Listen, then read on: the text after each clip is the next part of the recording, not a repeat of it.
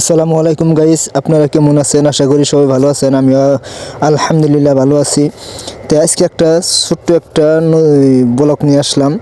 ব্লগটা মানে ছোটো, দেখেন আজকে কাজে আসলাম, কাজে কামিজটা দিলাম। এই যে এই ঘরটা প্লাস্টার করতেছি।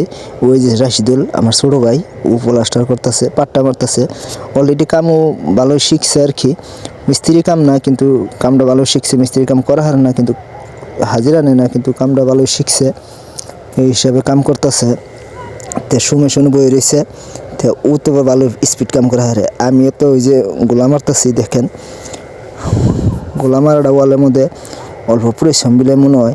তার মানে ওই মশলা ডাইরেক্ট মধ্যে নিয়ে প্লেনের মধ্যে নিয়ে নিয়ে ঘষে ঘষে মশলাটা দিতেছি। তার মানে গোলাটা দিতেছি, দিয়ে তারপরে ঘষে দিয়ে করতেছি। কারণ গোলা মারার মধ্যে আমি স্পার্ট, আমি পুরাই গোলা মারা হারি ওয়ালের মধ্যে, তো পুরা স্পিড মারা হারি। তো এটা আবার গোয়ালঘর, তো অত ফিনিশিং করার দরকার নাই, তবে তাও করতেছি। তো ওই যে ওয়ালের উপর হাফ ওয়াল করেছে, হাফ ওয়ালের উপর দাও কিছু মাইরে দিতেছি যাতে বালু সালু না উঠে। আর ওইটা সিস্টেমটা ভালোই লাগছে। তো এই যে অলরেডি কাম উমুরদা প্লাস্টার অলরেডি হয়ে গেছে গা, গোলা সুরা মারা শেষ, প্লাস্টার গোলা মারা শেষ। এখন আমরা বাসায় যাবো। তার মানে কাম চুরি করতেছে, ওই যারা বস্তু বাহিনী দুইটাছে, রাশিদুল্লার সমস্যা দুইটাছে।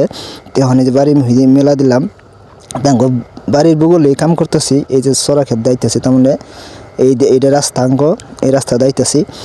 তে এই যে দেখেন বেলা তলান করেও কাম করতেছি। এই যে বেলাটা ডুবো ওই যে বেলাটা কিন্তু বড়িয়া সুন্দর লাগছে। তো মানুষ আবাদ করছে, দেখেন কত সুন্দর আবাদ হয়েছে।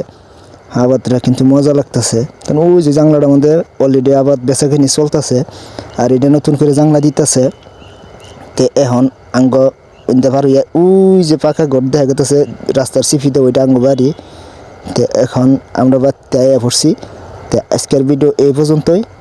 ভালো থাকুন, সুন্দর থাকুন, খোদা হাফিজ।